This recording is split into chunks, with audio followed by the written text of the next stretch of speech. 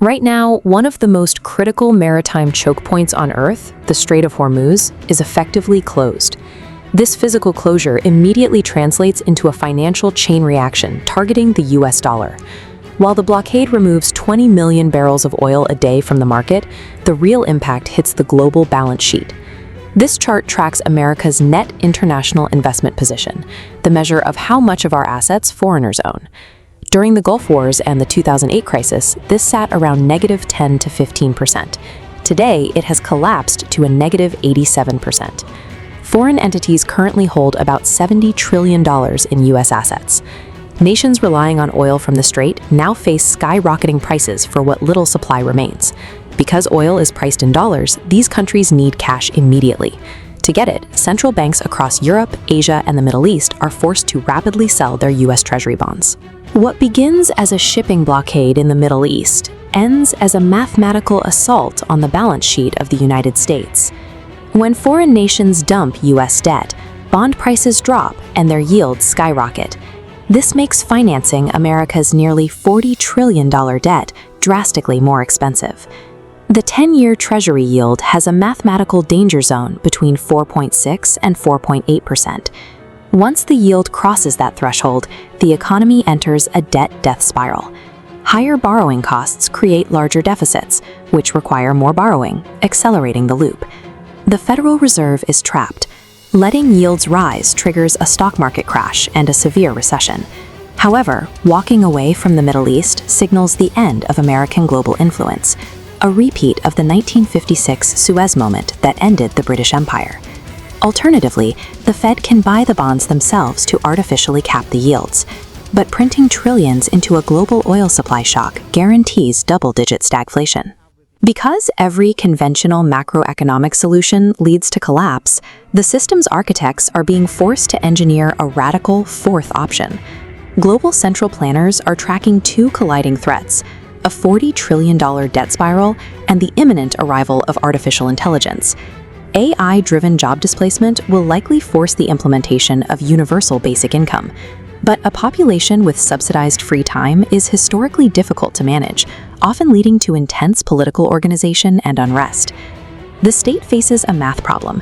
AI forces the government to pay people to stay home, creating a massive new expense for a treasury already drowning in debt.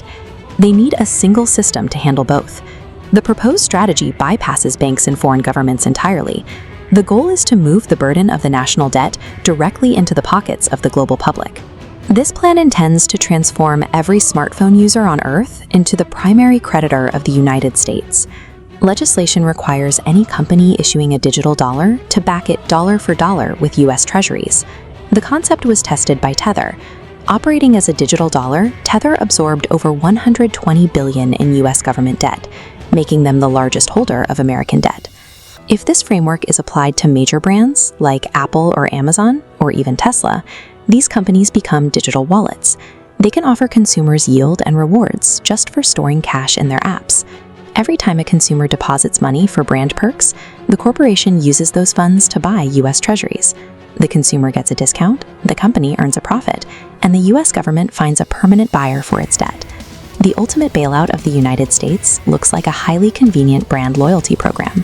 This corporate-led system serves as the architecture for a central bank digital currency control grid. Backed by U.S. treasuries, these digital wallets fall under U.S. jurisdiction, granting central authorities a kill switch over your funds. Programmable money allows automated behavioral control. A single line of code can instantly disable purchases for energy-intensive meat or high-risk transactions. This system surpasses the reach of SWIFT, which could only target banks or nations. This architecture allows central planners to target the wallet of any individual citizen anywhere on Earth, bypassing local laws entirely. Participation in this financial grid won't be forced. The public will download it for the convenience. As the very concept of money is weaponized, how do you protect your purchasing power? Defensive strategy requires self-custody, holding assets in a physical or decentralized format that exists outside of this digital matrix. Physical gold remains the ultimate historical safeguard because it does not require a corporation, a digital wallet, or an internet connection to have value. In 1933, the US government made it illegal to own gold, essentially confiscating it from the public. While governments can ban any asset, privately held physical goods remain the hardest for a central authority to track or digitally erase. In an engineered future where convenience costs you your autonomy, true wealth is the ability to hold your value off the grid.